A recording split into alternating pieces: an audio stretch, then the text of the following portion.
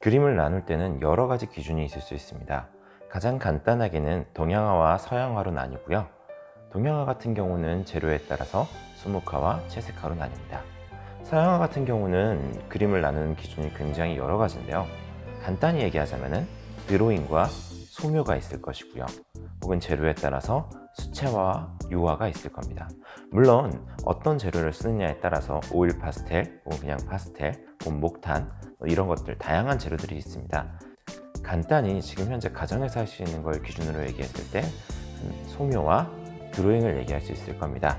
소묘 같은 경우는 연필로 그림의 명암과 질감을 표현하기 때문에 굉장히 시간이 오래 걸리고 쉽지 않아요. 그래서 수업 시간에는 되도록이면 드로잉 위주의 그림을 그리려고 합니다. 앞서 얘기했던 바와 같이 그림을 그리는데 연습량이 많은 것의 중요성은 절대 빼놓을 수가 없어요. 그렇지만 여러분들은 전문적인 작가를 할 건 아니기 때문에 간단하게 어떻게 하면 그림을 조금 더 사실적으로 그릴 수 있을까에 집중해서 설명을 해드리려고 합니다. 우선 그림을 그리기 위해 연습하는데 가장 좋은 대상은 무엇일까요? 주변에 쉽게 구할 수 있어야 될 거고요. 다양한 모습을 볼 수 있어야 될 겁니다. 바로 여러분의 손인데요.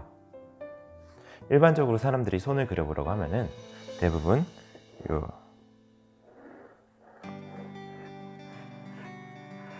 이런 식으로 많이 그립니다. 혹은 주먹진 손 이렇게 그리시거나, 그렇죠? 아니면은 이렇게 그리는 친구도 있더라고요. 자, 왜 이렇게 그림을 그릴까요? 우선은 첫 번째로 여러분들은 손가락이 5개라는 걸 알아요. 그렇기 때문에 어떻게든 5개를 채워서 그리려고 합니다. 앞서서 그림을 보고 그려야 된다고 설명했던 것처럼 대부분의 사람들은 그림을 보지 않고, 대상을 보지 않고 손가락이 5개니까 무조건 손에는 5개가 들어가야 돼 라는 관념을 가지고 그림을 그립니다. 그래서 대부분이 이런 형태의 그림들이 많이 나옵니다. 여러분의 손을 직접 봤을 때 여러분의 손은 저런 모양인가요? 조금 내 손이라고 생각하지 말고 그냥 무언가를 보고 그린다는 생각하에서 손을 한번 바라볼게요. 자, 여러분의 손을 봤을 때 어떤 게 보이나요? 우선 손가락이 보일 거고요. 그 다음에 손바닥이 보일 겁니다. 단순하게 모양으로 만든다고 치면은 여러분의 손은 이런 형태의 손바닥과 이런 형태의 엄지손가락, 그리고 이런 식의, 정확하지는 않습니다만 이런 식의 네 손가락이 위치를 하게 됩니다.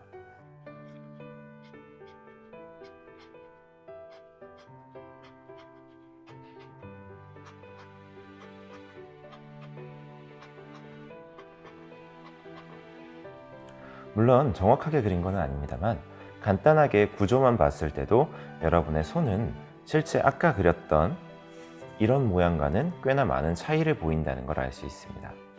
따라서 여러분은 손을 그릴 때 여러분의 손이 어떤 모양인지 조금은 객관적으로 한번 그림을 그려보시기 바랍니다.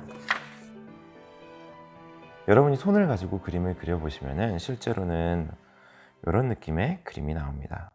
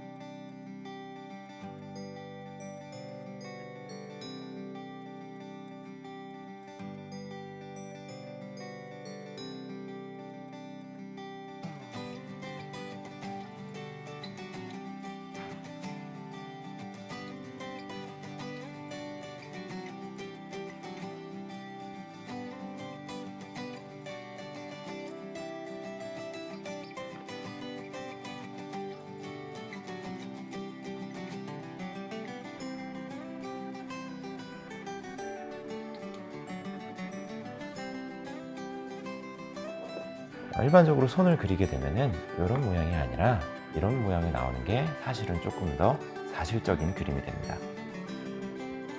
쉽지는 않겠지만 대략적으로 이렇게 그림을 그리면 조금 더 사실적으로 그릴 수 있다는 걸 보여주기 위해서 선생님이 그리는 과정을 그대로 보여드렸는데요. 여러분 같은 경우는 꼭 이 정도로까지 그릴 필요는 없고 여기서 벗어나서 최대한 사실에 가깝게 그림을 그려보시면 됩니다. 물론 되도록이면 다양한 포즈를 취하면서 연습을 해보시는 게 가장 좋습니다. 하지만 그게 어렵다면 간단하게 편손 혹은 주먹진 손 정도만 그림을 그리셔도 꽤나 많은 도움이 된다는 걸 알 수 있습니다. 참고로 선생님이 쓰고 있는 거는 만년필인데요.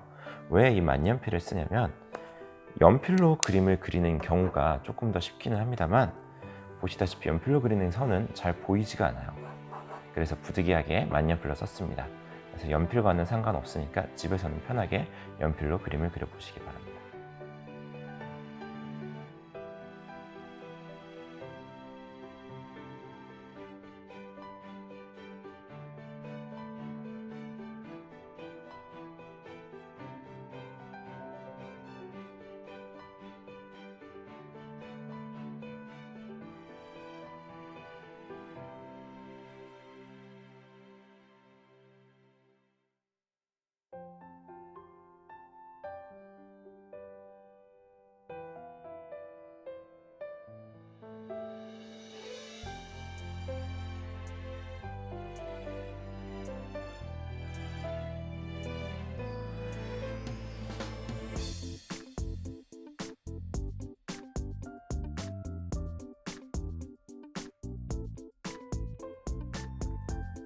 선생님이 예시 삼아서 다양한 손 모양들을 그려봤는데요.